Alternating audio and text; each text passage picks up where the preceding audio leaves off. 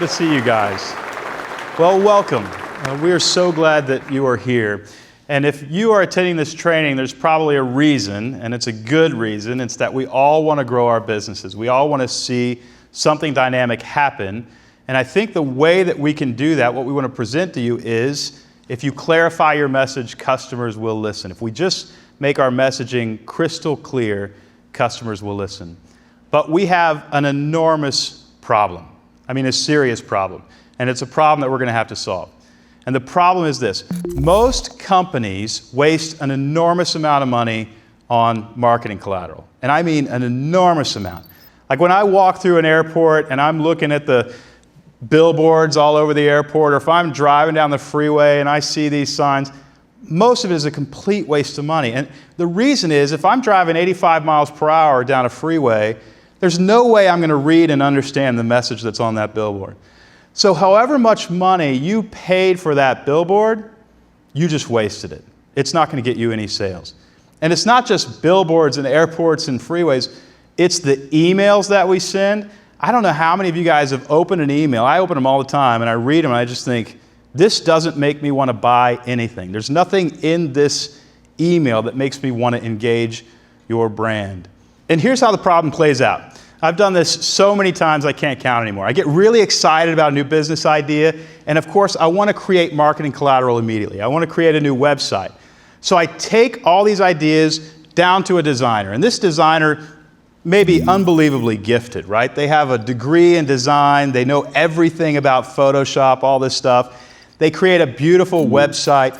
I go home, I look at this website, and have you ever done this? You just start refreshing the website. It's not going to change, but you just refresh it because you're just so excited about it. And it's this beautiful reflection of your heart and who you are and your story, and you're introducing yourself to the world. And you look at it, and the next day you're like, I can't wait for the sales to start. My phone's going to start ringing, and nothing happens. Absolutely nothing happens.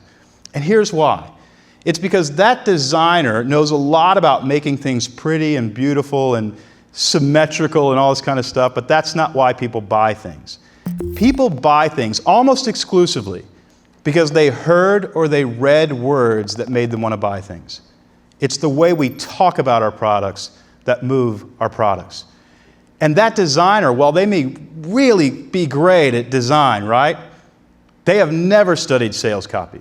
They don't know how to write anything that would sell anything. So we just trusted with our main retail presence, this designer who really doesn't understand how to use words. And it is costing us an enormous amount. People buy products only after they read the words that make them want to buy products. Think about the last time you bought something on Amazon. You probably looked at the picture of whatever it is you're going to buy for a second. Then you scrolled through and saw it from the back side and the side and this sort of thing. And then you might have read maybe a couple sentences of whatever the company said about the product, but we all know where we're going. You scroll down to the reviews and you start reading, what is the reality of this? Is it going to work for me? And if those words convince you that it might, you're willing to place an order. But it was all about the words that we used. If we can make our messages really clear about why our customers really need our products, we're going to win in the marketplace. I want to present to you an idea, and it's this. People do not buy the best products. They don't. People don't buy the best products and services. They buy the ones that are communicated the clearest. People don't buy the best products and services. They buy the ones that they can understand the fastest. Now, I don't mean to say we shouldn't have the best products and services. We absolutely should. But the reality is we're in a race to get people to understand why they need our product and service. And if your competitor has an inferior product to you, but they are a better communicator, I guarantee you they will beat you in the marketplace every single time. Why? Because the customers never knew you had a better product, and they never knew why they might need it. So we've got to communicate very simply and easily in a way that people can understand. There are two things that I want you to understand about the human brain. Two things that will help you communicate very clearly. The first thing that the human brain is always trying to do is it's trying to help you survive and thrive. This is literally the main task of your brain. You are designed with a brain that's main objective and goal is to keep you alive. That's what it's doing. Now, we live in a first world economy, most of us, thank goodness. We don't necessarily spend a lot of time thinking about where our next meal is going to come from. So grateful for that. We don't think about where we're going to sleep tonight. So some of those needs are taken care of. And you remember back when you studied Abraham Maslow's hierarchy of needs, once food and shelter are taken care of, you start thinking about relationships and tribes. But even thinking about relationships, it's a survival mechanism. I mean, we're looking for teams of people who will support us both emotionally, spiritually, physically. So that when I say to you, hey, can I get you a refill on that cup of coffee? You think, man, Don is a really nice guy. I mean, he went and got me a refill. It's actually not technically what's happening. On the primitive level, something very different is taking place, and it's this. I'm going to get you some coffee so that you will like me, so that when barbarians come over the hill behind our cul-de-sac, you will fight with me. That's literally what's taking place. We don't necessarily think of life that way, but this is most definitely the operating system that we all function in, and it's the way our customers actually think. So what does this mean about the way we want to communicate to our customers? Well, it means this. If what you're communicating about your brand, if what you're communicating about your product isn't directly connected to helping your customers survive and thrive, they aren't going to pay attention. They're not. That's the data that they're looking for. They're looking for something that says, you're going to help me get ahead, you're going to help me be stronger, you're going to help me save money, you're going to help me be more productive, you're going to help me establish more security, you're going to help me experience a greater quality of life. I am trying to survive and thrive here, and I'm always scanning the environment for data that's going to help me do that. So if everything that I'm doing is trying to help me survive and thrive, even in these broad, general ways, and you come up to me at a cocktail party and I say, hey, what do you do for a living? And you say, well, I've got this company that actually my grandfather started it 75 years ago, and we've just done really great. We've won a ton of awards. We have an amazing Great Places to Work metric, and we're actually trying to double revenue this year, which is, what am I hearing? I'm hearing nothing that is going to help me survive and thrive. And that's a problem. And it's a problem because of the second thing that the human brain is always trying to do. The second thing the brain is trying to do is conserve calories. Literally, it's trying to conserve calories. It takes a lot of calories to process information. I mean, those of you who have ever passed the bar exam or taught a long course or tried to spend a full day writing a chapter in a book or something like that, you know that at the end of the day, you are completely exhausted. And yet all you did was sit there and think. Well, you didn't just sit there and think. You actually burned a lot of calories processing all that information, and it's tiring. So, what happens? When your brain has to process a ton of information and burn a lot of calories, processing data that it knows has nothing to do with your survival, it turns off. Your brain literally says, I don't need this information. So when somebody asks you at a cocktail party, hey, what do you do for a living? And you start talking about your grandfather and the awards you've won and how old your company is and all these kinds of things that are really about your story. The person who's listening says, I don't think I'm going to burn a bunch more calories listening to this guy. I'm out of here. Or worse, when I say, what do you do? Where do you work? And you say, well, it's complicated. What did you just tell me? You just told me you're going to have to burn a ton of calories that'll be completely wasted in order to understand why this would ever be important to you. And that's going to put you at risk. Because if you burn a ton of calories at this cocktail party and you deplete your energy and barbarians come over the hill right at the end of the party, they're going to kill you.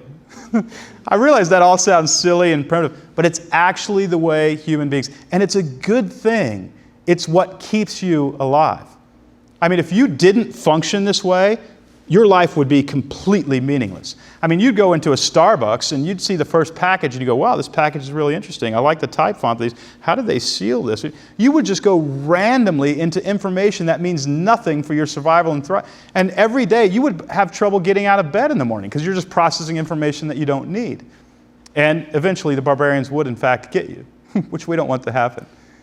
What this means for our brand, though, is we want to communicate about things that help our customers survive and thrive. And we want to do so in such a simple, clear way. They don't have to burn any calories to understand it. The clearest communicator will win. And it's not just in selling products and services, it's also in leadership. The clearest communicator will almost always win. People do not buy the best products and services. They don't. And they never will. They buy the products and services they can understand the fastest. You are in a race to communicate clearly. Every time you share a piece of information about your product or service, I want you to picture yourself handing somebody an 8-pound bowling ball, right? Now, if you handed me an 8-pound bowling ball right now, I could hold it. You'd watch me hold it and wouldn't be too uncomfortable. But then you want to share something else about your product or service. So now you handed me 2 8-pound bowling balls.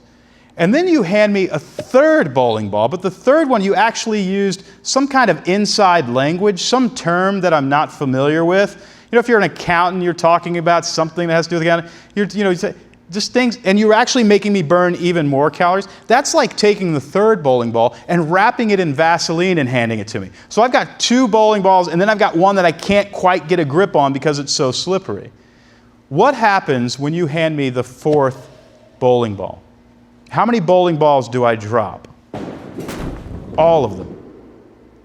And it's exactly what's happening to us when we talk about our businesses. I mean, you're at a cocktail party and you tell me, you know, we're trying to accomplish this and we solve this really technical problem for customers and, you know, we do this. And by the 4th bowling ball, my brain is fighting to stay awake. And you're also in severe competition because right behind you at this cocktail party, somebody is passing around bacon-wrapped dates. And bacon-wrapped dates have everything to do with my survival and thriving. And the nonsense that you're spitting out has nothing to do with me surviving. So now I've got to glaze my eyes over and pretend I'm paying attention to you, and really I'm paying attention to something else. You know, we have a mantra at StoryBrand, and it's this: if you confuse, you'll lose. And I mean that. We should never, ever confuse our customers. Lee Lefevre has this term that he uses when he talks about how easy it is to confuse customers. That's called the curse of knowledge. So if you would imagine a scale of like 1 to 10, right?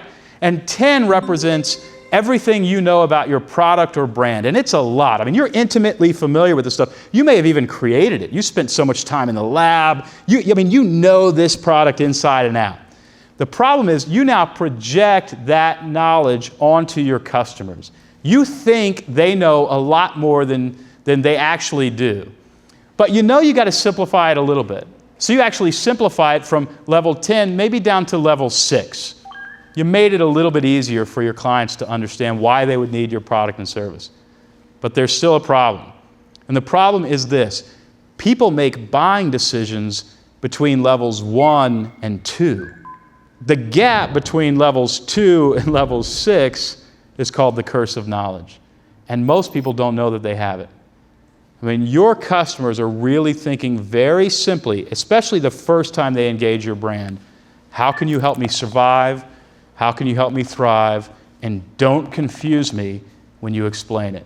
And if you do that, and I need your product, I'll give you my business. I think we're missing out on an enormous amount of business by not communicating clearly and not making our communication about our customers' needs. All right, there are 2 things I want you to think about as we end this first module and as we begin the StoryBrand workshop. And the first is this: is the message I'm sending about my product about my customer survival? I mean, think about it.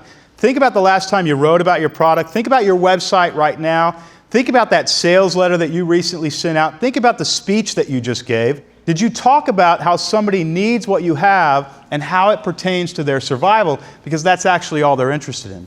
And the second question is the message clear and simple? Have you avoided the curse of knowledge? If you've answered no to either of those questions, we've got help. By the time you finish this workshop, you are going to have 7 categories of messages figured out and written down.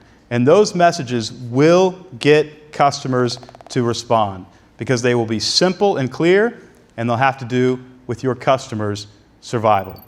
So with that, let's get started.